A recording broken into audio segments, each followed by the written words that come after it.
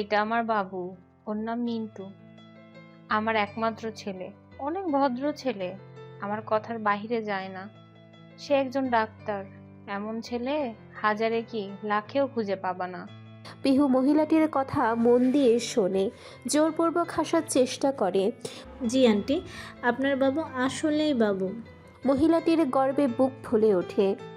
আমার ছেলের বিয়ের জন্য মেয়ে খুঁজছি। তোমাকে আমি অনেক পছন্দ করেছি। তোমার পরিবারের লোক আছে এখানে? মহিলাটি মেঘকে দেখে বলতেই মেঘ, পিহু, সুমনা চমকে যায়। কি, বিবাহিত বেড়িকে আবার বিয়ে দিতে আসছে?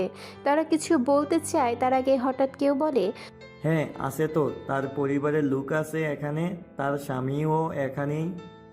পুরুষালী কণ্ঠে সবাই সেদিকে তাকায়। দেখে রাহুলও সঙ্গে একটি মেয়ে দাঁড়িয়ে। মহিলাটি ভ্রু কুঁচকে বলে, মানে মেয়েটি বিবাহিত?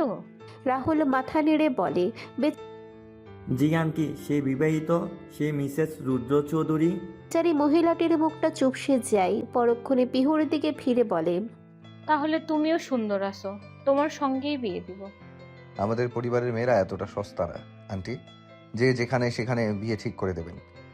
আমরা যার তার হাতে মেয়ে দেই না। রুদ্রের কথায় মহিলা চমকে উঠল। অপমানিত মুখ নিয়ে থমথমে গলা করে ছেলে নিয়ে চলে গেল। রুদ্র এসে রাহুলের পাশে দাঁড়িয়ে বলে, কাহিনী কি? দেখাই যায় না তোকে, এত ব্যস্ত হয়ে গেছিস? রাহুল হালকা হেসে বলে, আরে না, ওয়েট। পাশের মেয়েটির হাত ধরে সামনে নিয়ে এসে বলল, মিট মাই ফিউন্সি সাফা। আর সাফা, এই আমার বেস্ট ফ্রেন্ড রুদ্র। রাহুল একে একে সবার সাথে সাফাকে পরিচয় করিয়ে দিল। সাফাও হাসি মুখে মেঘদের সঙ্গে গল্প শুরু করলো। রুদ্র অবাক। সে ভাবে যেই ছেলেটা তার সাথে শেয়ার করে এক পাও এগোতো, 1000 বার জিজ্ঞেস করত কোনো ডিসিশন নেবার আগে, সেই ছেলে জীবনের এত বড় ডিসিশন নিয়ে ফেললো, অথচ সে জানেও না। সেসব ভাবনা ভুলে মেঘের হাত ধরে বলল, চলো ছবি তুলবো। বলেই মেঘকে নিয়ে এগিয়ে গেল রাহুল। আর চোখে তাদের দিকে তাকিয়ে একটা দীর্ঘশ্বাস ছাড়ল।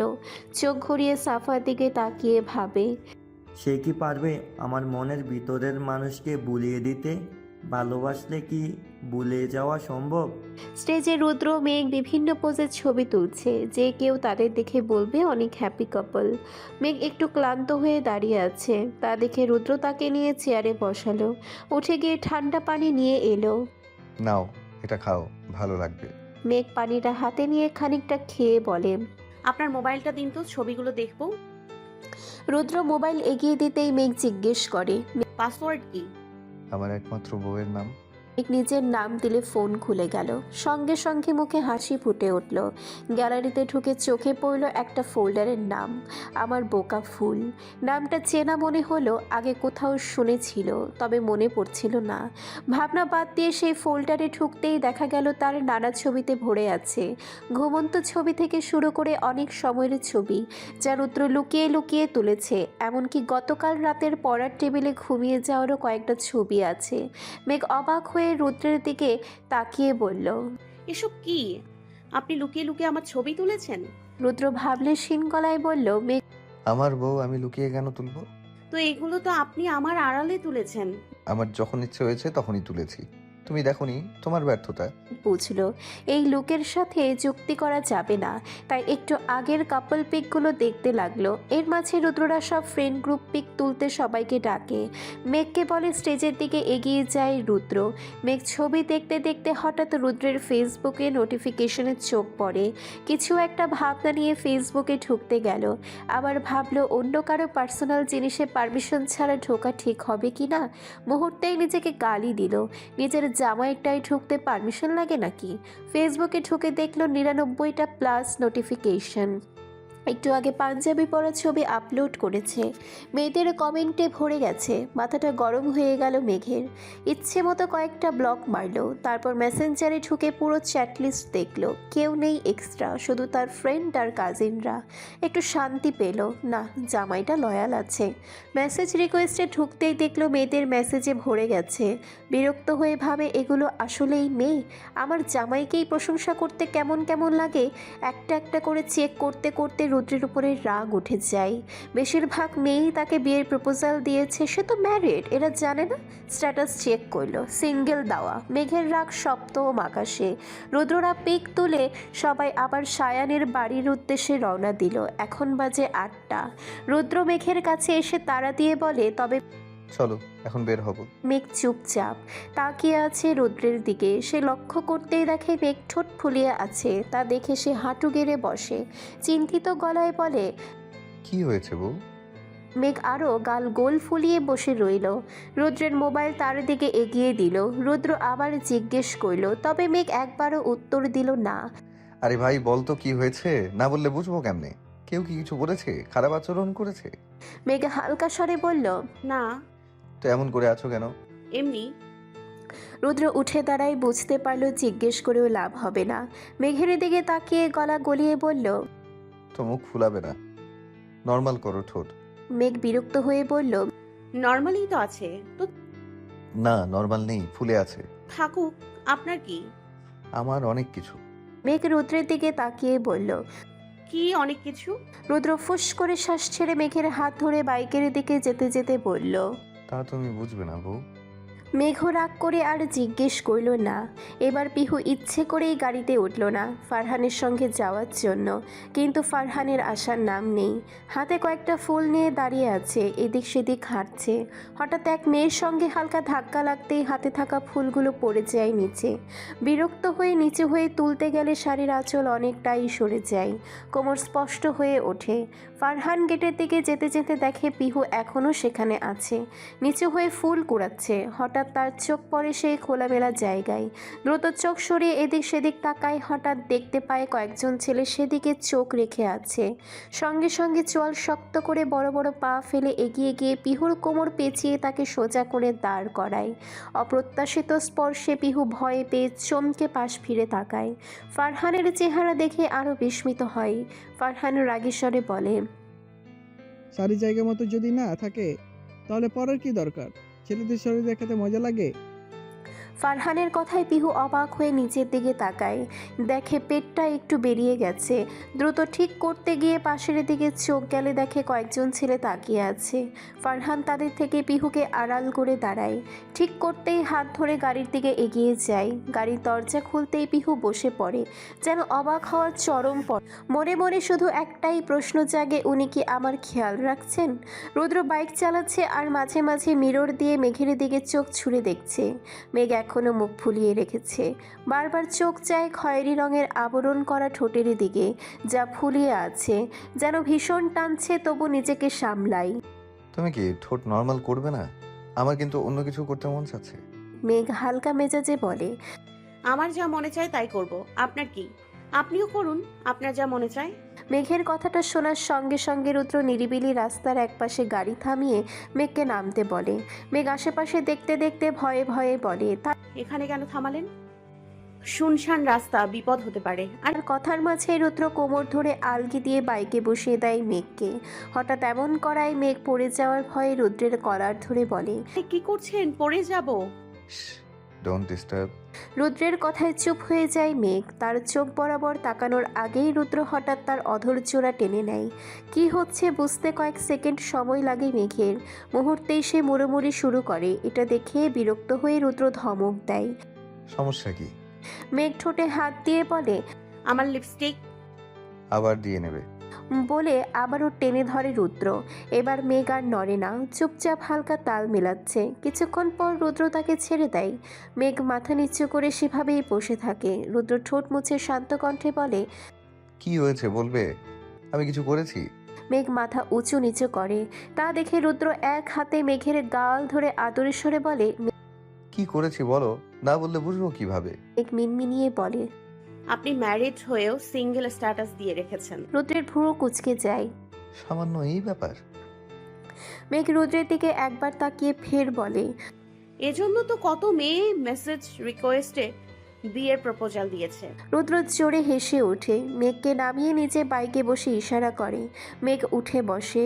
বাইক স্টার্ট দিয়ে রুদ্র বলে, আমি তো মেসেজ রিকোয়েস্ট চেকই দেই না, আর স্ট্যাটাস চেঞ্জ করার কথাও মাথায় ছিল না।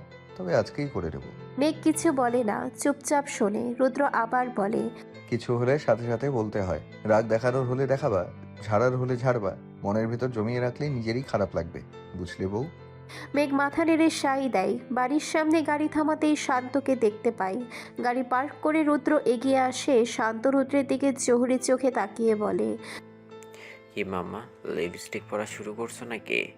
রুদ্র গম্ভীর কণ্ঠে বলে, লিপস্টিক পরবো কেন? ঠোঁট তো তাই ঠোঁট তো তাই বলছে। মেঘ চমকে রুদ্রের দিকে তাকায়, দেখে হালকা লিপস্টিকের দাগ আছে ঠোঁটে। রুদ্র দ্রুত হাত দিয়ে ঘষছে। শান্ত দুষ্টু হেসে যেতে যেতে বলে, ভাবি মঞ্জুলিকার ঠোঁটের মতো চটকে দিয়েছে আপনার লিপস্টিক। এ রুদ্রশালা এভাবে ভিতরে গেলে যে কেউ অনায়াসে বলে দিবে সওয়াবের কাজের কথা। শান্তের কথায় মেঘ লজ্জায় লাল হয়ে যায়। রুদ্রের দিকে রেগে তাকিয়ে ঠোঁটের উপরে হাত দিয়ে দ্রুত বাড়ির দিকে ছুটে যায়। উদ্দেশ্য ওয়াশরুম। এদিকে রুদ্র মাথা চুলকে এগিয়ে যায়। হাতের ফুলগুলো ফারহানের দিকে বাড়িয়ে দিয়ে পিহু হাসি মুখে বলে, এই নিন। ফারহান একবার তার হাতের দিকে তাকিয়ে ভ্রু কুঁচকালো। কি? ফুল। তো আমাকে দিচ্ছ কেন? পিহু নিরলসভাবে বলে দিল। Because I love you. এত সহজ স্বীকারোক্তি শুনে ফারহানের বুকের ভেতরে হঠাৎ কেমন যেন করে উঠল। কিছুটা থমকালেও নিজেকে সামনে নিয়ে গম্ভীর কণ্ঠে বলে, বাট আই ডোন্ট। পিহু ক্লান্ত চোখে তাকিয়ে জিজ্ঞেস করল, কেন? কেন আবার? কেন ভালোবাসেন না? আমি কি খুব খারাপ দেখতে যে আমাকে ভালোবাসা যাবে না? ফারহান শান্ত গলায় বলল, ভালোবাসার রূপ দেখে হয় না, এমনিতে তুমি দেখতে শুনতে ভালো মেয়ে, অনেক ভালো লাইফ পার্টনার পাবে। এসব বাচ্চামি বাদ দাও, তোমার ফুল লাইফ পড়ে আছে। যদি এতই ভালো হই তাহলে আপনি আমার হয়ে যান না। ফারহান কোনো উত্তর দিল না। পিহু মন খারাপ করে পাশের সোফায় বসে রইল। বুকটা ভারী হয়ে আছে, কেমন এক অদ্ভুত চাপা ব্যথা। বেশ কিছুক্ষণ নীরবতা। ফারহান কয়েকবার আর চোখে তাকালো। মেয়েটিকে এভাবে দেখে তার মোটেও ভালো লাগছিল না, কিন্তু তার কিছু করারও নেই, সেও আটকা। আপনি কি কাউকে ভালোবাসেন? তার জন্য কি আমাকে ফিরিয়ে দিচ্ছেন? ভাবনার ভেতর হঠাৎ পিহুর অসহায় কণ্ঠে পাশ ফিরে তাকালো। ওর চাহনি দেখে একটা দীর্ঘশ্বাস ছেড়ে বলে, আমি এসব বিষয়ে কারোর সাথে কথা বলা পছন্দ করি না, তবে তুমি যেহেতু আমার প্রতি আগ্রহ দেখাচ্ছ, তাই তোমাকে সতর্কবার্তা হিসাবেই বলছি। ভালোবাসি কিনা জানি না, তবে আমি একজনের মায়ে পড়েছি, যা কাটিয়ে উঠতে পারতেছি না। আর কোনোদিন পারবো কিনা তাও জানি না। এখন এসব জেনেও তুমি আমার পিছে পড়ে থাকলে তোমারই কষ্ট হবে।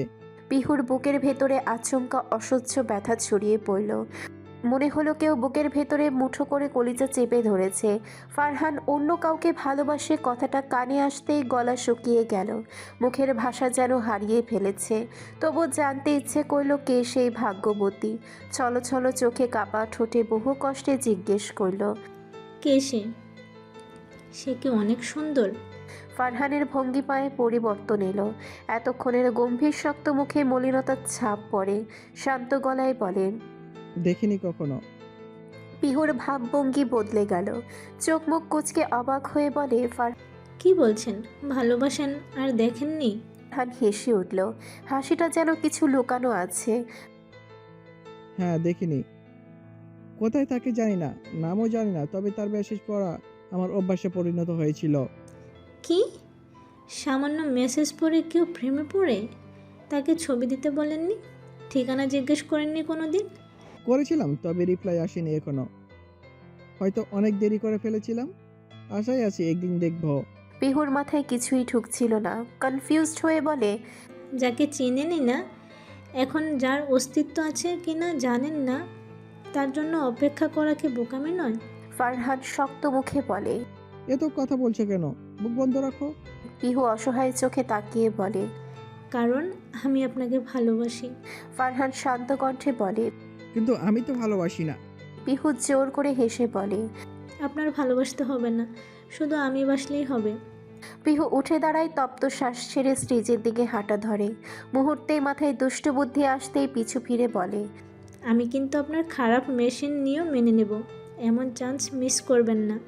বলেই দ্রুত চলে যায়। ফারহাদ তাজ্জব বনে গেল, এই মেয়ে কি ঘুরিয়ে পেঁচিয়ে সে অক্ষম বলে গেল। মুখে ফুটে উঠল, বেয়াদব। সায়ানকে ও হলুদ মাখানোর পালা শেষ। এখন একের পর এক নাচ গান চলছে।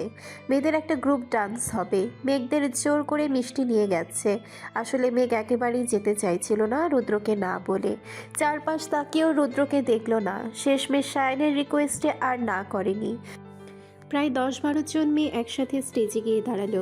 মেঘকে দেখে সায়ান শান্তরা ভাবি বলে একসাথে চিল্লিয়ে উঠল। রুদ্র তখন ফোনে কথা বলছিল। হঠাৎ তাদের চিৎকার শুনে স্টেজের দিকে তাকালো। ঠিক তখনই গান বেজে উঠল। যখন মাতাত উন্না দাও লাগে ফুরা খই না বেবি বিমাই বউ।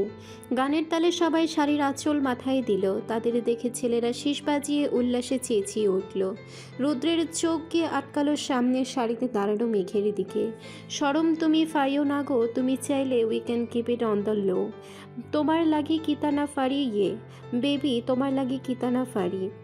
সবাই একই স্টেপে নাচতে শুরু করলো। ফারহান না চাইতেও বারবার পিহুর দিকে তাকাচ্ছিল। অন্যদিকে রুদ্র মেঘের নাচের চোখ আটকে পাশে কে আছে না দেখে তার কাঁধে ভর দিয়ে দিল। হায় হায়, কি স্মুথলি নাচছে তাই না? পাশে ফারহান তখনও পিহুর দিকেই তাকিয়ে নাচ দেখায় মগ্ন। কাঁধে হাত কে দিল খেয়াল করেনি। ঘোর লাগা গলায় সেও বলে, আসলে অনেক সুন্দর লাগছে। পরক্ষণেই গলার স্বর বোধগম্য হতেই দুজন একই সাথে মাথা ঘুরিয়ে তাকালো। চোখাচোখি হতেই তড়িঘড়ি করে সোজা হয়ে দাঁড়ালো। রুদ্রর সাথে সাথে বলে, শালা লুচ্চা মেয়েদের নাচ দেখিস। ফারহান পাল্টা বলে। রুদ্র এই তুইও তো দেখেছিস। ভাব নিয়ে বলে। আমি আমার বইয়েটা দেখছিলাম। ফারহান সাথে সাথে বলে। তো আমিও আমার। মুহূর্তেই মাথায় আসে কি বলতে নিচ্ছে, সাথে সাথে আটকে যায়। রুদ্র তাকে আটকাতে দেখে পাশ কেটে যেতে নিয়ে হঠাৎ এক হাত দ্রুত ফারহানের নিচ বরাবর নেয়। ফারহান হকচকিয়ে কিছু পেছনে যেতেই রুদ্র ডেভিল হেসে হাতটা ঘুরিয়ে কানের পাশে নিয়ে শীষ বাজিয়ে চুল ঠিক করতে করতে অন্যদিকে যায়। এদিকে ফারহান কটমট করে তাকায়। ভাই বোন দুটাই পাগল ছাগল, অসভ্য। এক বোন সারাক্ষণ চোখের সামনে ঘুরঘুর করে, এখন খালি এরই ভাবনা আসে পাগল বানিয়ে ছাড়বে। মেঘরা নাচ শেষ করে নেমে গেল। সঙ্গে সঙ্গে আবার মিউজিক বেজে উঠল। স্টেজে উঠে এলো সাদ আর রিকের মাথায় ওড়না, সে মেয়ে সেজেছে। সবাই হইচই করে উঠল, যেন বুঝে ফেলল এখন ধামাকা আসছে। সঙ্গে সঙ্গে সবাই একসাথে আবারও একইভাবে উল্লাসে এবার সাদের হাত রিকের কোমরে দিয়ে স্টেপ শুরু করলো। একবার ডানে গিয়ে আবার দুইবার বামে যায়। আর রিক মেয়েদের মতো কোমর দুলিয়ে দুলিয়ে সাদের সাথে সাথে তাল মেলাচ্ছে। দৃশ্য দেখে এক একজন হাসতে হাসতে কুটি কুটি হয়ে যাচ্ছে। তাদের নাচ শেষ হতেই এবার সবাই মেঘ আর রুদ্রকে কাপল ডান্সের জন্য চেপে ধরে। সবার রিকোয়েস্টে রুদ্র মেঘকে নিয়ে স্টেজে ওঠে। শান্ত একটা রোম্যান্টিক গান বাজাতেই তারা তালে তালে নাচতে শুরু করে। কখনো পায়ে পা মেলাচ্ছে, কখনো আবার মেঘকে ঘোরাচ্ছে, কোমর টেনে কাছে নিয়ে যাচ্ছে। সবাই মুগ্ধ হয়ে দেখছে। নাচের পুরোটা সময় রুদ্র একবারও মেঘের দিকে থেকে চোখ সরায়নি। আশেপাশে সবাই এসব নিয়ে বেশ মাতামাতি করছে। এদিকে সামিয়া দাঁতের দাঁত চেপে দেখছিল। হঠাৎ উঠে চলে যায় বাগানের অন্য পাশে। জায়গাটা নিরিবিলি। সে আকাশের দিকে তাকিয়ে চোখ দিয়ে অঝরের পানি ঝরছে।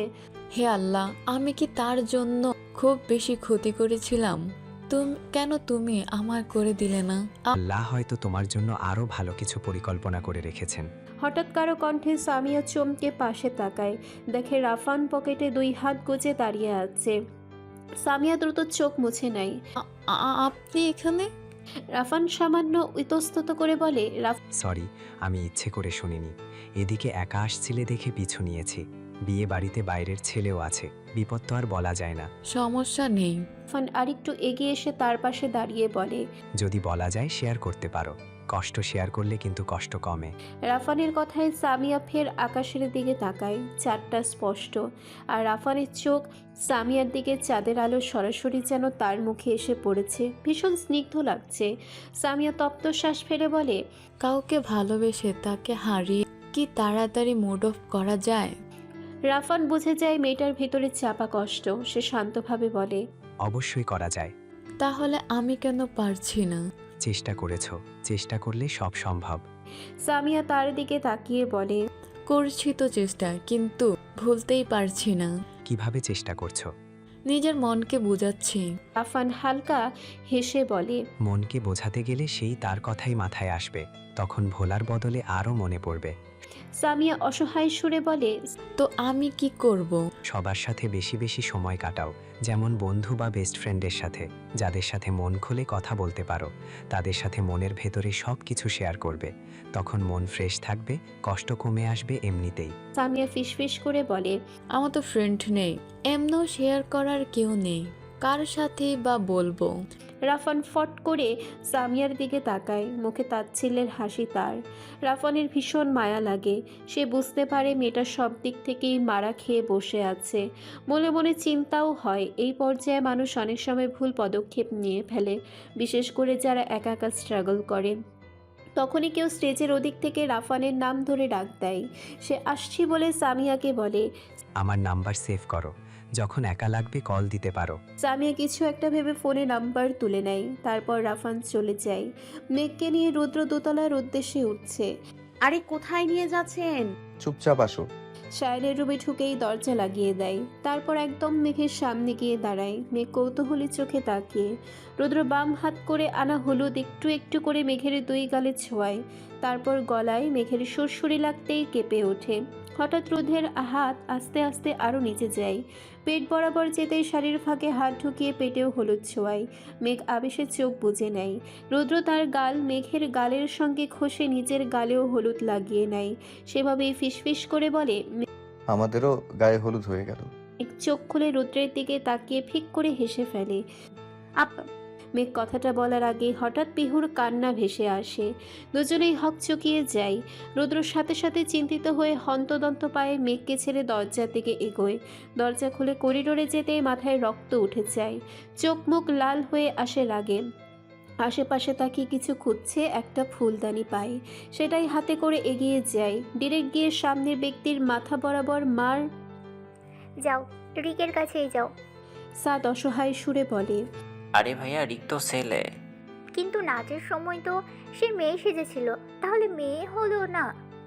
তোমার সন্দেহ হলে রিককে এনে চেক দাও, ছেলে না মেয়ে। ছি। সেই কতক্ষণ ধরে সুমনা তেরা কথা বলেই যাচ্ছে। শুনতে শুনতে বেচারা সাদ ত্যক্ত হয়ে অন্যদিকে তাকে নিজের এই দশা নিয়ে ভাবছে। ওদিকে তো কোনো মেয়ে নেই, সেখানে তাকিয়ে আছো কেন? সাদ বাগানের দিকেই তাকিয়েছিল। সুমনার কথায় মাথা ফিরিয়ে বলে, এমনি। সুমনা কপট রাগ দেখিয়ে বলে, ওহ, এখন তো আমি পুরনো হয়ে গেছি, তাই অন্যদিকে তাকাচ্ছ? রিলেশনের শুরুর দিকে তো আমার থেকে চোখে সরাতে না, এখন কি আমি দেখতে অসুন্দর হয়ে গেছি? সাদের মন চাইছে নিজেকে তুলে নিজের আছাড় মারতে। কিসের জন্য যে তাকালো, এখন এটা নিয়েও ঝগড়া করবে এই মেয়ে। তাও নিজেকে শান্ত করে বলে, আরে জান, তেমন কিছু না, এমনি একটু তাকিয়েছিলাম। তুমি তো আমার চোখে এখনো মিস ওয়ার্ল্ড। হয়েছে, আমি বুঝি সব, চুপ থাকো, কথা বলবা না একদম। সাদ ফুস করে শ্বাস ছেড়ে উঠে দাঁড়ায়। তুমি আমার সাথে হুদাই ঝগড়া করে কি পাও? হ্যাঁ, সুমনা মুখ ঝামটা মেরে বলে, শান্তি পাই, শান্তি। সাদ আর কিছু না বলে সুমনার ডান হাত নিজের মুঠোয় নিয়ে বাড়ির ভেতরের দিকে এগোয়। তবে সুমনা হাত ধরে না, আঙ্গুল সোজা করে রেখেছে, মুখ ফুলিয়ে রেখেছে, যার মানে সে রেগে আছে। সাদ বেচারা এগোতে এগোতে বলে, প্লিজ জান, আর রাগ করো না, তোমার সাথে ঝগড়া করতে ভালো লাগে না, শান্তিতে ঘুমাতেও পারি না রাতে। সুমনা ভ্রু কুচকে বলে, তোমার এক্সরাও রাগ করলে তোমার ঘুম হতো না? সাদের ইচ্ছে করছে চিৎকার দিয়ে কান্না করতে, নিজের মাথা নিজে ফাটাতে। এই মেয়ে কই থেকে কই নিয়ে যায়, আর কোনো উত্তরই দিল না। পিহুর সামনে হঠাৎ এক 14-15 বছরের ছেলে এসে বলে, আপু, রুদ্র ভাই আপনাকে ছাদে ডাকছেন। পিহু ভ্রু কুচকে কেন বলতে যাচ্ছিল, কিন্তু তার আগেই ছেলেটি সরে যায়। পিহু উঠে ছাদের দিকে যেতে থাকে, মনে মনে ভাবছে, ভাইয়া তো কল দিয়ে ডাকতে পারতো, হয়তো মোবাইল সাথে নেই। ছাদে পা দিতেই হালকা ভয় লাগে। সব অন্ধকার। দরজার বাহিরে দাঁড়িয়ে উকি দিয়ে ডাকে, ভাইয়া, ডেকেছো কেন? এদিকে আসো, আমার ভেতরে যেতে ভয় করছে। কোনো সাড়া নেই। বিরক্ত হয়ে ভেতরে ঢোকে। কয়েক কদম যেতেই হঠাৎ দরজার শব্দ হয়। ফট করে পেছনে তাকায়। চাঁদের আলোয় এক অপরিচিত মুখ ভেসে ওঠে। ছেলেটি দরজা বন্ধ করে তাতে হেলান দিয়ে দাঁড়িয়ে আছে। পিহু দ্রুত এগিয়ে গিয়ে বলে, এই কি করছেন? দরজা চেপেছেন কেন? সরুন। ছেলেটি শান্ত স্বরে বলে, কারণ তোমার সাথে কথা আছে। বুক ধুকধক করছে। এখানে সে একা, বিপদ হতে পারে। তো দরজা খুলুন, তারপর কথা বলুন। না, আগে কথা হবে। কয়েকবার বলেও কাজ হয় না। বিরক্ত হয়ে পিহু বলে, তাড়াতাড়ি বলুন, কি বলবেন? হঠাৎ ছেলেটি এগিয়ে আসে, পিহুকে কদম পিছিয়ে যায়। আমার তোমাকে ভালো লেগেছে, আই লাভ ইউ। পিহু তৎক্ষণাৎ বলে, দেখুন ভাইয়া, আমি আপনাকে চিনি না, জানিও না, সো চিনে নিবে আস্তে আস্তে। আমার বাপের টাকার অভাব নাই, 2 দিন পর পর গিফট দিব, ঘুরতে নিয়ে যাব, শপিং করাবো, আর কি লাগবে সব দিব। টাকার গরম দেখে বিরক্ত হয়ে পিহু রেগে যায়। ও হ্যালো, টাকা আমার বাপেরও আছে, ভাইয়েরও আছে। আমি এত নিচু না যে গিফট নেওয়ার আশে প্রেম করব। আর শোনেন, আমি আপনাকে পছন্দ করি না, আমার থেকে দূরে থাকবেন। বলেই পাশ কাটিয়ে দরজার দিকে যেতে নেয়, কিন্তু পিহুর কথায় ছেলেটি রেগে গিয়ে হাত ধরে টেনে থামায়। মেজাজ দেখাচ্ছিস? বুঝেছি তুই ভালো কথার মেয়ে না। বলেই পিহুকে জোরে টেনে কাছে আনে। পিহু ছটফট করলেও ছাড়াতে পারে না। মেয়ে হয়ে একটা ছেলের সাথে শক্তি কি কুলায়? চিৎকার করে লাভ নেই ভেবে বুদ্ধি খাটায়। হঠাৎ শান্ত হয়ে যায়। ছেলেটি হাসে। হুদাই এতক্ষণ শক্তি অপচয় করলে আমার হাত থেকে। আহ! কথা শেষ হওয়ার আগেই পিহু সোজা তার নিচের জায়গা মতো লাথি মারে। ছেলেটি চিৎকার করে জায়গাটা চেপে ধরে। সুযোগ বুঝে পিহু ঘুরে দৌড় দেয়, কিন্তু মাঝপথে পেছন থেকে ধাক্কা খেয়ে পিহু উল্টে গিয়ে দরজায় ধাক্কা খেয়ে মাটিতে পড়ে যায়। 2 হাঁটুতে তীব্র ব্যথা, হাতেও লেগেছে, কপালে এক পাশে কেটে গেছে। তাও কোনো মতে উঠে বাঁচার চেষ্টা করে, কিন্তু ছেলেটি এসে চুলের মুঠি ধরে দরজার সাথে চেপে ধরে। ব্যথায় আর নড়াচড়া করতে পারে না। কেঁদে চিৎকার করে ওঠে, তবে কেউ শোনে না সাউন্ড বক্সের শব্দে। এদিকে ছেলেটি তার আঁচলে হাত দিয়ে বলে, তোকে ভালো অফার দিয়েছিলাম, রাজি হলি না, রাগ তুলে দিলি। বলে আঁচল একটানে খুলে ফেলে। সাথে পিনও উঠে গিয়ে ঘাড়ে লাগে, কেটে যায় সে জায়গা। পিহু দরজায় হাত দিয়ে কয়েকবার আঘাত করে, কিন্তু ছেলেটি তাকে টেনে অন্য পাশে নিয়ে যায়। ছাদের রেলিংয়ে চেপে ধরে দাঁড় করায়। পিহু মনে মনে ভাবে এখানেই হয়তো সব শেষ। হাত পায়ের ব্যথায় নিজেকে নিজে প্রোটেক্ট করাও অসম্ভব হয়ে পড়ে। তাও বুকে কিল ঘুষি দিচ্ছে। ফারহানের ইম্পর্টেন্ট কল আসায় সে একটু সাইডে গিয়েছিল। কথা বলতে বলতে হঠাৎ চোখ পড়ে বাড়ির ছাদের দিকে। অন্ধকারে দুজনের ছায়া, মনে হচ্ছে ধস্তাধস্তি চলছে। সাউন্ড বক্সের শব্দে কিছু শোনা যাচ্ছে না।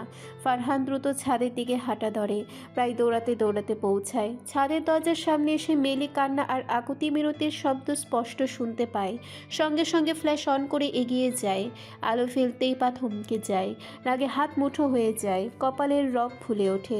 হঠাৎ লাইট পড়তেই ছেলেটি ভড়কে যায়। পেছন ঘুরে তাকাতেই মুহূর্তে এত জোরে এক খুশি লাগে মুখে যে কে এসেছে দেখার আগেই সে উল্টে পড়ে যায়। সঙ্গে সঙ্গেই রক্ত বেরিয়ে আসে মুখ দিয়ে। পিহু ফারহানকে দেখে কান্না যেন আরও বেড়ে যায়। ভয়ের চোটে দৌড়ে গিয়ে ঝাঁপিয়ে পড়ে তার বুকে, জড়িয়ে ধরে হাউমাউ করে কাঁদতে থাকে।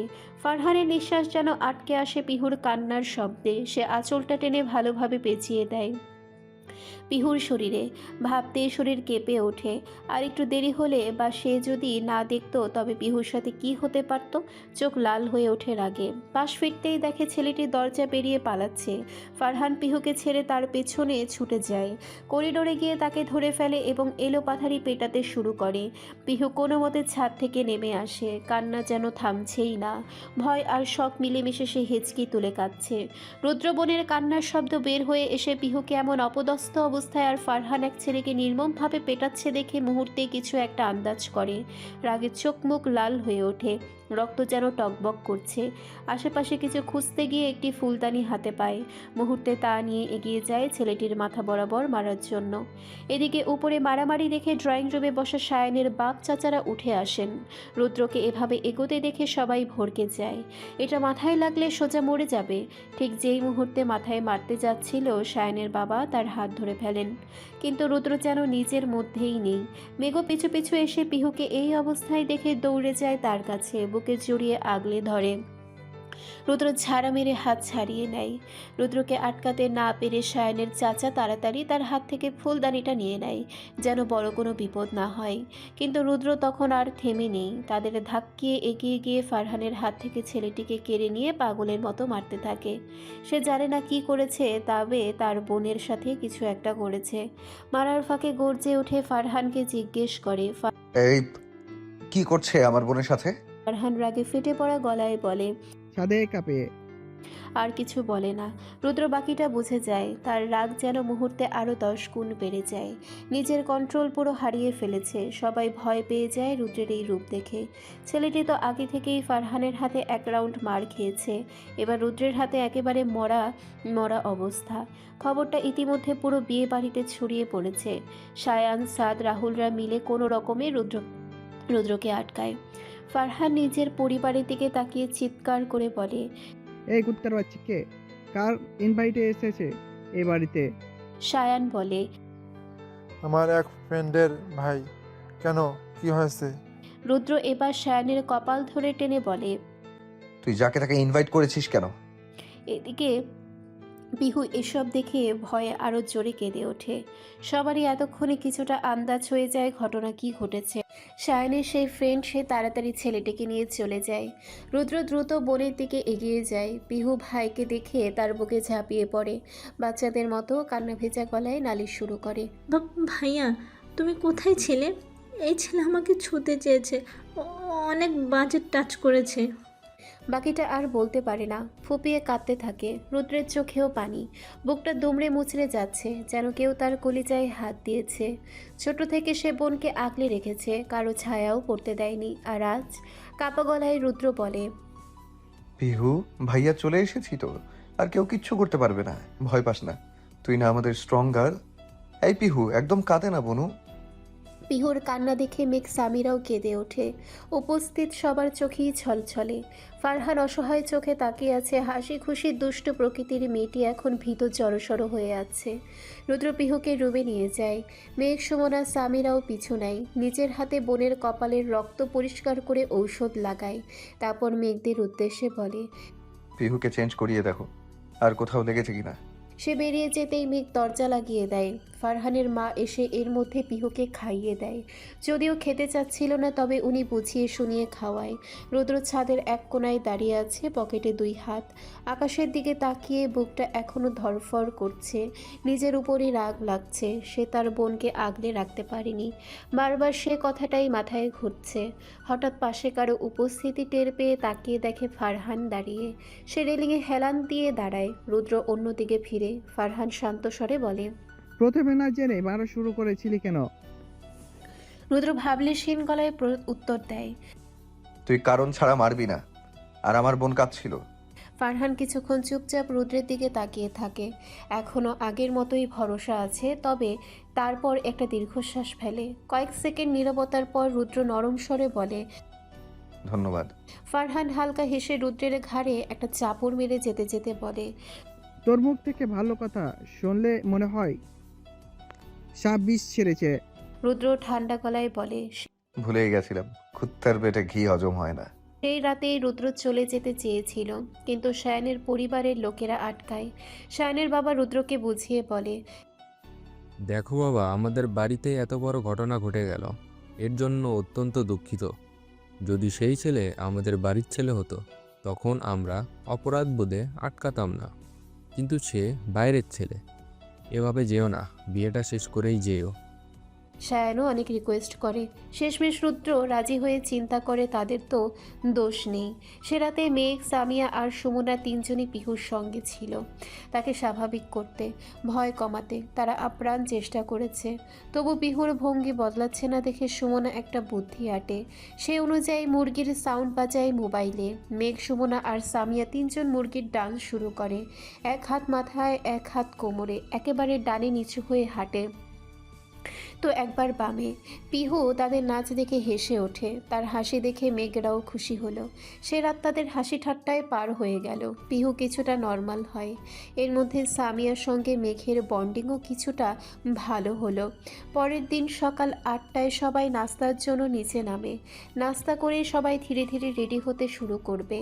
11টায় রওনা হবে। সেন্টার বেশ দূরে। রুদ্ররা সবাই নাস্তার টেবিলে বসতেই হঠাৎ পাশে কেউ ধুম করে পড়ার শব্দ শুনে চমকে তাকায়। দেখল সকাল সকাল ভুইয়া বাড়ির ডাইনিং টেবিলে সবাই বসে নাস্তা করছে। হঠাৎ ধুম করে কারো পড়ে যাওয়ার শব্দে সবাই চমকে তাকাতেই দেখে রিক মেঝেতে পড়ে আছে। এক হাত কোমরে দিয়ে কুকাচ্ছে, অন্য হাতে শাপলা ফুল ধরা।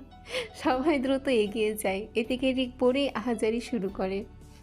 ও my God guys help me, my কবর ইজ ভাগ্যে গেল। Now dub D will give me their ভাইয়া। পড়ে গিয়েও ওর বিপ্লবে শেষ হয় না। সুমনা রিকের কথাই বলে, প্লিজ বন্ধ ইয়োর মুখ, নাইলে মায়ের father reject you for your হাঙ্কু পাঙ্কু English. Hey shut your book and টাইডা তুলবি। এদের আজগুবি ইংলিশ শুনে সবাই হাসতে হাসতে শেষ। সায়ান আর সাদ মিলে রিককে টেনে তোলে। তেমন ব্যথা পায়নি, তবে বেকায়দায় পড়ে কোমরে হালকা লেগেছে। রিককে নিয়ে হাসি ঠাট্টা করতে করতে সবাই নাস্তা শেষ করে উঠে যায়। তবে কেউ একজন খুব গিল্টি ফিল করছে। আসতে পারি ভাইয়া? রিক বিছানায় বসে ফোন টিপছিল। হঠাৎ মেলি ডাকে দরজার দিকে তাকায়। মিষ্টিকে দেখে হেসে বলে, অবশ্যই। মিষ্টি এসে রিকের সামনে হালকা মাথা নিচু করে দাঁড়ায়। সরি ভাইয়া, আমার জন্যই এমন হয়েছে। আরে না, এটা জাস্ট একটা অ্যাক্সিডেন্ট ছিল। মিষ্টি মন খারাপ করে বলে, তাও আমি শাপলা আনতে বলেছিলাম, আর তার জন্যই তো ভিজে গিয়ে পিছলে পড়েছেন। রিক হেসে বলে, আরে তেমন কিছু না, একদম মন খারাপ করো না। তোমার মুখে হাসি না দেখলে আমার ভালো লাগে না। রিকের কথায় মিষ্টি হঠাৎ মাথা তুলে তাকায়। চোখে চোখ পড়তে লজ্জায় মিষ্টি দ্রুত বেরিয়ে যায়, আর রিক মাথা চুলকে লাজুক হাসি হাসে। মেয়েদের জন্য পার্লারের মেয়ে বুক করা হয়েছে, একটু পরে আসবে। মেঘ সোফায় বসে আছে, অন্যদিকে রুদ্ররা বাইরে কি করছে কে জানে। সায়ানের এক কাজিন সাফার সাথে মেঘের বেশ ভাব জমেছে। আলাপচারিতায় জানতে পারে সাফা ডিভোর্সি। মেঘ ইতস্তত করে জিজ্ঞেস করে, তোমার ডিভোর্স হলো কেন? সাফা দীর্ঘশ্বাস ফেলে বলে,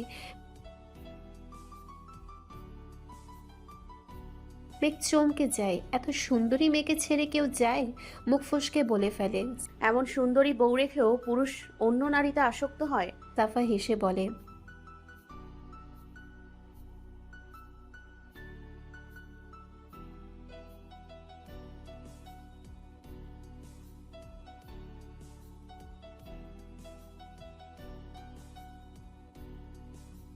কারো ডাক আশায় সাফা উঠে যায়।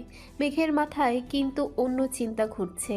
সে উঠে তাদের জন্য বরাদ্দ রুমে গিয়ে আয়নার সামনে দাঁড়িয়ে নিজেকে খুঁটিয়ে দেখে। নিজেকে ফিকে লাগছে। নাক একদম খাড়া না, চোখ বড় বড়, গালে মাংস জমে আছে। হাসলে আরও ফুলে যায়। নিজেকে নিজেই বলছে, আমি তো আহামরি সুন্দরী নই, তাহলে উনি সুন্দরী মেয়ে পেলে আমাকে ছেড়ে দেবেন না তো? ছেলেরা তো স্লিম জিরো ফিগারের মেয়ে পছন্দ করে, আমি তো মোটা হয়ে গেছি, তবে কি উনি আমাকে আর পছন্দ করবেন না? বুকের ভেতর কেমন যেন করে ওঠে। শ্বাস নিতে কষ্ট হয়। কিছুক্ষণ যেতেই তা বেড়ে যায়। শ্বাসকষ্ট শুরু হয়।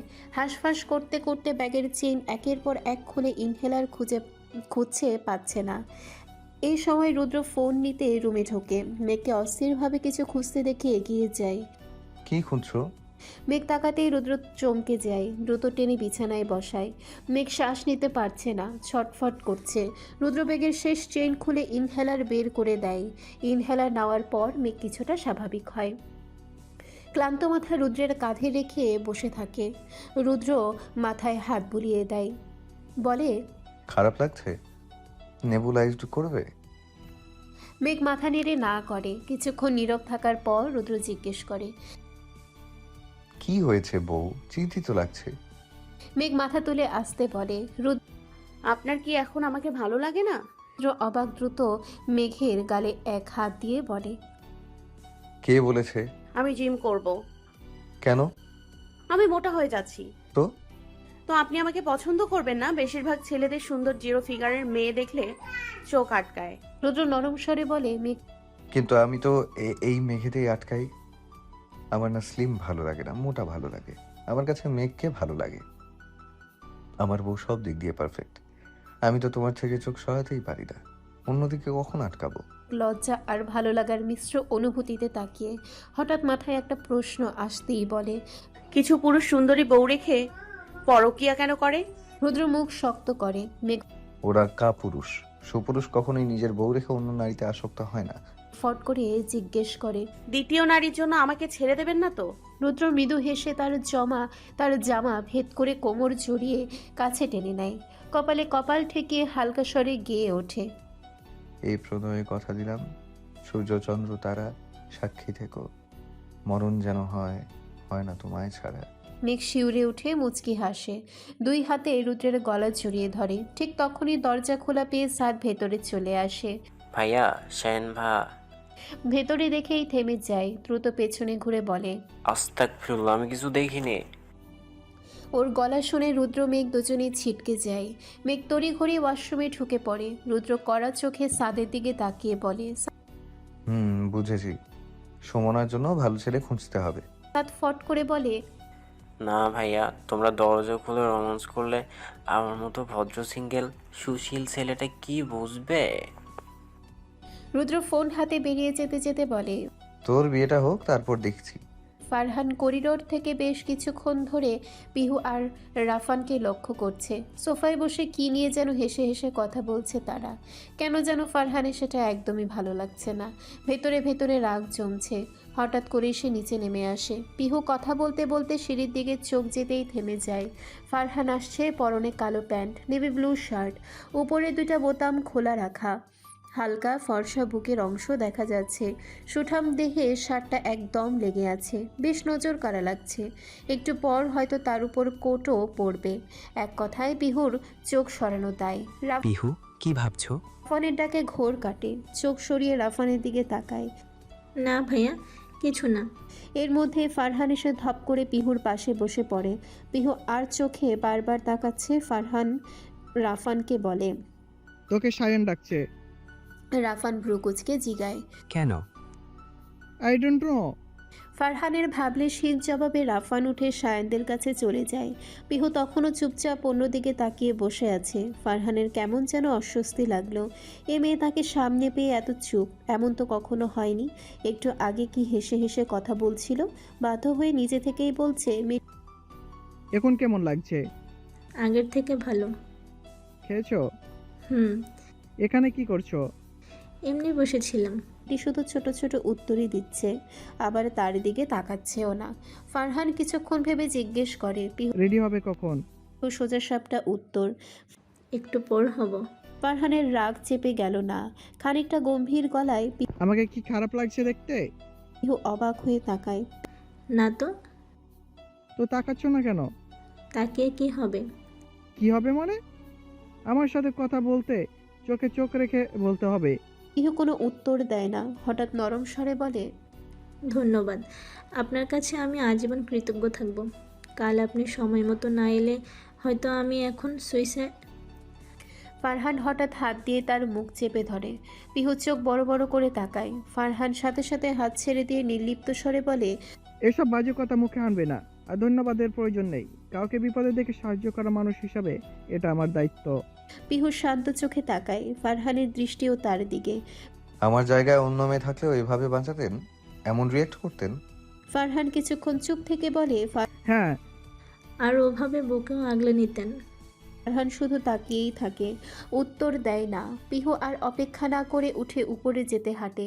কিছু দূর যেতেই ফারহানের ডাকে পেছন ফিরে, তোমাকে বাচ্চামি, হাসি খুশি আর চঞ্চলতাই মানায়, দেবদাস সাজা একটুও মানায় না। পিহু দুষ্টু হেসে বলে, মনে হচ্ছে নেতা সাহেব আমার প্রেমে পড়ে যাচ্ছেন। পিহুর কথায় ফারহান থতমত খায়। ফারহানের হুঁশ ফেরে কি বলছিল, দ্রুত কথা কাটিয়ে দেয়। এমন কিছুই না, বন্ধু শত্রুর বোনও তো আমার বোনের মতোই, সেই হিসাবেই বলছি। পিহু কোমরে হাত দিয়ে চোখ ছোট করে বলে, আমি কিন্তু আপনার কোনো বোন না। কারণ? পিহু আটকাতেও ফারহান বলে, কারণ কি? পিহু হাসতে হাসতে গেয়ে ওঠে, আমি নষ্ট মনে নষ্ট চোখে দেখি তোমারে, মন আমার কি চায় বোঝাই কেমনে। বলেই এক চোখ মেরে উপরে চলে যায়। এদিকে ফারহান বিষম খেয়ে বসে বিড়বিড়ায়। বেয়াদব মহিলা। রেডি হয়ে বসে আছে। রুদ্র মাত্রই রুমে ঢুকেছে, ঘেমে টেমে অবস্থা খারাপ। ড্রেসিং টেবিলের দিকে তাকাতেই থমকে যায়। মেঘ চুল ঠিক করে সাইড টেবিল থেকে এক গ্লাস পানি এগিয়ে দেয়। রুদ্র চুপচাপ খেয়ে নেয়। মেঘ কাপড় এনে দেয়, নিন, গোসল করে রেডি হয়ে নিন। রুদ্র মেঘের হাত থেকে নিজের উরুর উপর বসিয়ে দেয়। হাসকি স্বরে বলে, তোমাকে কেমন লাগছে জানো বউ? কেমন? রুদ্র মেঘের ঘাড়ে মুখ ডুবিয়ে নাক ঘেঁষে বলে। মাত্রাতিরিক্ত সুন্দর লাগছে। মেঘ সুরসুরি পেয়ে নড়ে চড়ে ওঠে। কি করছেন? ছাড়ুন। ছাড়তে ইচ্ছে করছে না বউ, মনে যাচ্ছে এভাবেই যুগের পর যুগ তোমাকে দেখেই কাটাই। তারপর দুষ্টু হেসে বলে। আবার মাঝে মাঝে একটু আদরও করি। মেঘ জোর করে ছাড়িয়ে নেয়। আপনি গোসলে যান তো। রুদ্র মেঘের কপালে আলতো ঠোঁট ছোঁয়ায় যেন মেকআপ নষ্ট না হয়। তারপরে বাথরুমে ঢোকে। মেঘ চলে যায় পিহুদের কাছে। তুমি তোমার পিক স্টোরি দিয়েছো কোন সাহসে? সাদের প্রশ্নে সুমনা মুখ কুঁচকে বলে। কারণ আমি এখন সিঙ্গেল, আমার সুন্দর রূপ সবাইকে দেখাতে আপলোড দিয়েছি। কেন, তোমার জ্বলে নাকি? অবশ্য জ্বলবেই, এত সুন্দর গার্লফ্রেন্ড হারিয়েছো। আর কিছু বলার আগেই সাদ এক টানে সুমনাকে নিজের সামনে নিয়ে আসে। ধাক্কা খেয়ে সুমনা সাদের বুকের সাথে লেগে যায়। সাদের এক হাত সুমনার লেহেঙ্গার ওড়নার ভেতরে দিয়ে পেটে রেখে শক্ত করে চেপে ধরে। এবার বলো, কি যেন বলছিলে ম্যাডাম? সুমনার নিঃশ্বাস বন্ধ হয়ে আসছে, দ্রুত শ্বাস নিচ্ছে। সাদের স্পর্শে নড়াচড়া করার শক্তিও নেই। তোতলাতে তোতলাতে ছাড়ো, কেউ দেখবে। সাদ নির্লিপ্তভাবে বলে। দেখুন, আমার বাচ্চার মাকে যা খুশি করতে পারি, তাই না? সুমনা লজ্জায় মাথা নিচু করে থাকে। সাদ তার কানের কাছে মুখ নিয়ে বলে। তাই না? সুমনা মাথা ঝাঁকায়। সাদ হেসে ছেড়ে দেয়। সুমনা বারবার ওড়না ঠিক করছে, চারিপাশে তাকাচ্ছে। এইবার বলো, স্টোরিতে নিজের ছবি দিয়েছো কেন? ভুল হয়েছে, আর দেবো না। ডিলিট কে করবে? আমি। ফার্স্ট ডিলিট করো অ্যান্ড যা যা ছবি তুলেছো আমার নাম্বারে পাঠাও। বলেই সাদ সুমনার গাল টিপে চলে যায়। সুমনার বুক এখনো ধক ধক করছে। মেঘদের দিকে যেতে যেতে সাদকে ইচ্ছে মতো বকে। অসভ্য ইতর বেয়াদব খবিস লোক। রুদ্র তার মোজা না পেয়ে মেঘকে ডাকতে ডাকতে মেয়েদের রুমের সামনে চলে আসে। মেঘ। রুদ্রের ডাক শুনে মেঘসহ বাকি মেয়েরাও তাকায়। তার পরনে কালো প্যান্ট, গায়ে সাদা শার্ট, যা একেবারে বডি ফিট হয়ে আছে, ফলে জিমে গড়া শরীর স্পষ্ট আর উপরের কয়েকটা বোতাম খোলা। ফাঁক দিয়ে বুকের অংশ দৃশ্যমান। মেঘ রুদ্রকে দেখেই চারপাশে তাকায়, দেখে অনেক অপরিচিত মেয়েই তাকে চোখ গিলে খাচ্ছে। তাতে মেঘের ভীষণ রাগ হয়। দ্রুত এগিয়ে গিয়ে রুদ্রের হাত ধরে তাদের ঘরের দিকে টেনে নিয়ে যায়। রুদ্র অবাক হয়ে বউয়ের কার্যক্রম দেখছে। এমন হন্তদন্ত করে টেনে আনছে কেন? রুমে ঢুকেই মেঘ রুদ্রকে এক ঝাড়ি দেয়। আপনার কি কোনো কাণ্ডজ্ঞান নেই? এইভাবে ওদের সামনে গিয়েছিলেন কেন? রুদ্র ভ্রু কুঁচকে বলে। মেঘ কেন, আমায় খারাপ লাগছে নাকি? রুদ্রের বোতাম লাগাতে লাগাতে রাগী গলায় বলে। হ্যাঁ, জঘন্য লাগছে, আর এইভাবে বের হবেন না। রুদ্র হেসে কোট পরে নেয়। মেঘ তার মোজা খুঁজে দিয়ে নিচে চলে আসে। কিছুক্ষণ পর রুদ্র নামে, সাথে সাদ। বোনের দিকে তাকিয়ে দেখে পিহুকেও ভীষণ মিষ্টি লাগছে। এগিয়ে গিয়ে মাথায় হাত বুলিয়ে জিজ্ঞেস করে, খারাপ লাগছে না তো? পিহু হেসে মাথা নেড়ে না বোঝায়। রুদ্র আবার বলে, খারাপ লাগলে সাথে সাথে ভাইয়াকে বলবি, কেমন? পিহু মাথা নাড়তেই রুদ্র মেঘের দিকে তাকিয়ে চলে যেতে গিয়ে থেমে যায়। হাতের দিকে তাকিয়ে বলে, তোমার হাতের চুড়ি কোথায়? মেঘ হাতের দিকে তাকিয়ে বোন খারাপ গলায় বলে, ভেঙে গেছে। শোনা মাত্র রুদ্র চিন্তিত হয়ে এগিয়ে গিয়ে মেঘের হাত উল্টে পাল্টে দেখতে লাগে। কোথাও কাটেনি তো? না না না, ব্যাগে থাকতেই চাপ খেয়ে ভেঙে গেছে।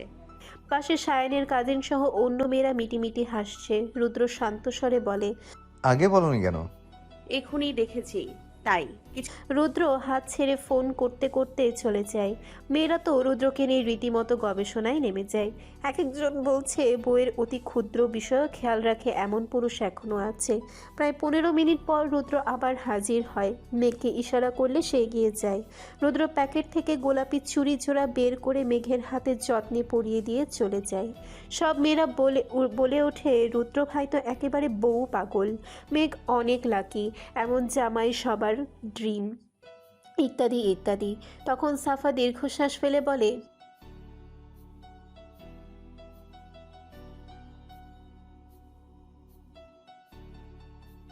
মেঘ মুচকি হাসে। পিহু উঠে বলে, এই সবাই মাশাল্লাহ বলো, না হলে আমার ভাই ভাবির সংসারে নজর লাগবে। সবাই যে যার গাড়িতে উঠে পড়ে। রুদ্র ফারহানদের জন্য আলাদা গাড়ির ব্যবস্থা করেছে সিকিউরিটি সহ। যেহেতু রাস্তা অনেক দূর তাই রিস্ক নিতে চায় না। রুদ্র, মেঘ, পিহু ও ফারহান একই গাড়িতে যাবে, সাথে আরেকটি গাড়িতে পুলিশের সিকিউরিটি থাকবে। একজন পুলিশ এসে তাদের জন্য সামনের দরজা খুলে দেয়, তবে রুদ্র ও ফারহান পেছনের দরজা খোলে। মেঘ পিহুকে ইশারা করলে দুজনেই দুদিকে উঠে পড়ে। তারপর রুদ্র ড্রাইভিং সিটে আর ফারহান পাশে বসে। প্রায় 1 ঘন্টা যাওয়ার পর একটা মসজিদের সামনে গাড়ি থামে। এখান থেকে পুরুষরা নামাজ পড়বে, মহিলারা গাড়িতেই থাকবে। পিহুর একটু বিরক্ত লাগছিল। তখনই জানালায় দেখে সুমনা ঠোকা দিচ্ছে। সুমনা এখানে একা কি করছে? তাদের সাথে ছিল না। সুমনাকে দেখে তারা বেরিয়ে আসে। সিকিউরিটি গার্ডরা নিষেধ করলেও ওরা শোনে না। চারপাশে গ্রামীণ পরিবেশ, দুই পাশে মাঠ, মাঝে রাস্তা। নামতেই তারা ছবি তুলতে শুরু করে। রুদ্রের নামাজ শেষ হলে বের হয়। তখন মেঘ রাস্তার মাঝ বরাবর দাঁড়িয়ে। কিছুটা দূরে পিহু মোবাইলের ছবি দেখছে আর সুমনা সাইড থেকে ছবি তুলছে মেঘের। আশেপাশে গাড়ি নেই ভেবে নিশ্চিন্ত। ছবি তুলতে এতটাই মগ্ন যে ফুল স্পিডে আসা বিশাল ট্রাকটি টেরই পায়নি। পিহু শব্দে মাথা তুলে মেঘের পেছনে তাকিয়ে দেখে ধেয়ে আসছে ট্রাক। সে চিৎকার করে ওঠে, মেঘ! চিৎকার শুনে রুদ্র চমকে তাকায়, সাথে সাথে ডেকে উঠে মেঘের নাম ধরে। মেঘ, সাইডে যাও। বলতে বলতেই দৌড় দেয়। এদিকে মেঘ যেন আটকে আছে। পিহু দৌড়ে গিয়ে মেঘকে ধাক্কা মেরে সাইডে সরিয়ে আনে। দুজনেই পড়তে যাচ্ছিল, রুদ্র কোনো রকম ধরে ফেলে। ফারহান দ্রুত পুলিশকে জিজ্ঞেস করে, এই রাস্তায় ট্রাক আসবে কই থেকে? এখানে তো ট্রাক চলাচল বন্ধ ছিল। রুদ্রের ভেতর কাঁপছে, এক হাতে মেঘকে জড়িয়ে রেখেছে। পুলিশ জানায়, রুদ্র জি স্যার, এর রাস্তায় ট্রাক নিষিদ্ধ, হাইওয়ে দিয়ে যাওয়ার কথা। নিশ্চয়ই কেউ ইচ্ছে করে পাঠিয়েছে। গম্ভীর মুখে বলে। এই গাড়ির সব ডিটেলস আজকের মধ্যে বের করবেন। সবাই আবার গাড়ি করে রওনা দেয়। রুদ্রকে চুপ দেখে মেঘ আমতা আমতা করে বলে, বলছেন না যে? রুদ্র শান্ত কণ্ঠে বলে, সে কথা শোনে না, তাকে কিছু বলেও লাভ নেই। শব্দের অপচয় ছাড়া কিছুই না। মেঘ বুঝতে পারে রুদ্র রেগে আছে। কিছুক্ষণের মধ্যেই তারা সেন্টারে পৌঁছে যায়। মেয়ের পক্ষে লোকেরা গেট নিয়ে ঝগড়া করছে, ভিড় জমেছে। তা দেখে রুদ্র মেঘদের নিয়ে অন্য গেট দিয়ে ঢুকে পড়ে। মেঘরা স্টেজের সামনেই একপাশে বসে আছে। সামনে সবাই বইয়ের সাথে ছবি তুলছে, অনেকে খেতে বসেছে, ওরা ওগুলোই দেখছে। আর আশেপাশে এত সুন্দর সুন্দর মেয়ে, তাই সুমনা সাদকে শক্ত করে নিজের পাশে বসিয়ে রেখেছে। সাদ ফিসফিস করে বলে, আরে ভাই, আমি মেয়ে নাকি এক জায়গায় বসে থাকবো? একটু যাই ওইদিকে, ছেলেরা বসে আছে। সুমনা চোখ রাঙিয়ে বলে, দরকার হলে আমার এক্সরে বিশ্বাস করব, তাও তোমাকে না। কালকের দিনের মতো আবার কেউ এসে গলায় ঝুলে যাক, নো নেভার, কবি নেই। সাদ কানে হাত দিয়ে অসহায় গলায় বলে। আচ্ছা আচ্ছা, যাচ্ছি না। এদিকে মেঘ রুদ্রকে খুঁজছে। এমনি রেগে আছে সে, আবার এখন মেঘেরও ভালো লাগছে না, তাই একটু উঠে সামনে খুঁজতে যায়। কিছু দূর যেতেই রুদ্রকে দেখতে পায়, কয়েকজন লোকের সাথে কথা বলছে। মেঘ সেদিকেই এগিয়ে যায়। হঠাৎ এক ছেলে তার পথ আটকে দিয়ে বলে, মেঘ হাই। ইতস্তত করে জবাব দেয়, জি ভাইয়া, কিছু বলবেন? হ্যাঁ, আপনার নামটা কি? রুদ্রের চোখ তখন থেকেই মেঘের উপরেই ছিল। ছেলেটাকে মেঘের পথ আটকাতে দেখে দ্রুত এগিয়ে আসে। মেঘ। মেঘের কথা থামিয়ে দিয়ে রুদ্র বলে, মিসেস রুদ্র চৌধুরী। মেঘ ঘাড় ঘুরিয়ে তার দিকে তাকায়। ছেলেটি ভ্রু কুঁচকে বলে, ম্যারিড? রুদ্র এক হাত পকেটে, অন্য হাতে মেঘকে টেনে নিজের সাথে চেপে ধরে বলে। ইয়েস, কোনো সমস্যা? ছেলেটি মুখ শুকিয়ে বলে, না, তেমন কিছু না। সেখান থেকে কেটে পড়ে। ভাবছিল মেঘ সিঙ্গেল। রুদ্র মেঘকে নিয়ে একপাশে গিয়ে বসে, তবে তার মুখে কোনো কথা নেই, হাসি নেই, শুধু গম্ভীর ভাব।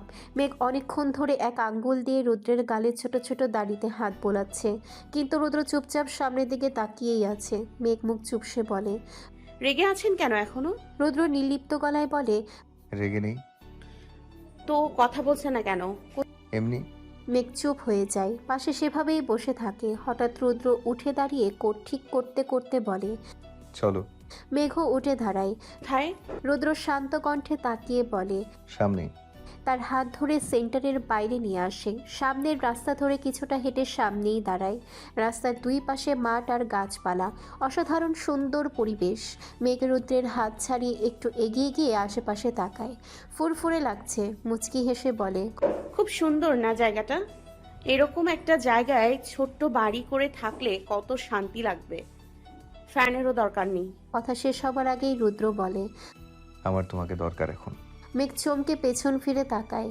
রুদ্রের দৃষ্টি স্থির, কণ্ঠে আকুতি। তাকে কেমন জানি লাগছে। মেঘ এগিয়ে এসে নরম সুরে জিজ্ঞেস করে, কি হয়েছে আপনার? রুদ্র এক পা এগিয়ে এসে দু হাত মেলে আবার বলে, আমার তোমাকে দরকার। মেঘ বুঝে যায় রুদ্র আসলে কি বলতে চাইছে। আশেপাশে তাকায়, কেউ নেই। বিয়ের লোকেরা সবাই ভেতরে, বাইরে নির্জন। মেঘ মুচকি হেসে এগিয়ে এসে তার খোলা বুকে নিজেকে সঁপে দেয়। রুদ্র শক্ত করে তাকে জড়িয়ে ধরে বুকের সাথে মিশিয়ে রাখ। মেঘ মৃদু স্বরে বলে, বুকের ভেতর ঢুকিয়ে ফেলবেন নাকি? রুদ্র বিষণ্ণ গলায় জবাব দেয়, পারলে তাই করতাম। মেঘ কিছুই বুঝতে পারছে না। কি হয়েছে আপনার, বলুন না। রুদ্র তাকে ছেড়ে দুকাল নিজের হাতে নিয়ে চোখে চোখ রাখে। তো আমি কি তোমার খারাপ চাই মেঘ? মেঘের কেমন জানি লাগে রুদ্র সাধারণত বউ বলেই ডাকে। হঠাৎ নিজের নামে ডাকায় অদ্ভুত লাগছে। মাথা নাড়িয়ে বলে, না। রুদ্র আবার বলে, তাহলে শোনোনি কেন? কতবার বলেছিলাম অপরিচিত জায়গায় গাড়ি থেকে নামতে না, আমি না আসা অবধি। শোনোনি কেন? যদি কিছু হয়ে যেত? মেঘ চোখ নামিয়ে বলে, সরি। রুদ্র ঠান্ডা গলায় বলে, সরি দিয়ে কি মনের অশান্তি দূর হয়? হঠাৎ মেঘ হালকা হেসে বলে, আমি মরে গেলে তো আপনার ভালোই হবে। আবার একটা সুন্দরী বউ বিয়ে করতে পারবেন। রুদ্র রেগে ওঠে। তোমার ভাগ্য ভালো আমি বউয়ের গায়ে কোনোদিনও হাত তুলবো না বলে ভেবে রেখেছি, না হলে এই মাত্র 2 গালে 2টা চড় পড়তো। মরার শখ মিটিয়ে দিতাম। একটু চুপ থেকে নিজেকে সামলে নেয়। তারপর মেঘের হাত ধরে সামনে হাঁটতে হাঁটতে গম্ভীর গলায় বলে, শোনো বউ, আমার জীবনে তুমি ছাড়া আর দ্বিতীয় কোনো নারীর অস্তিত্ব নেই, আর থাকবেও না। এটা মাথায় ভালো করে ঢুকিয়ে নাও। ফারহান বেশ কিছুক্ষণ ধরে এক মেয়ের সঙ্গে হেসে হেসে কথা বলছে। এ কয়দিনে তো তাকে এত হাসতে একবারও দেখেনি পিহু। পিহুর মুখটা থমথমে হয়ে যায়। ভীষণ রাগে তার মন জ্বলে ওঠে।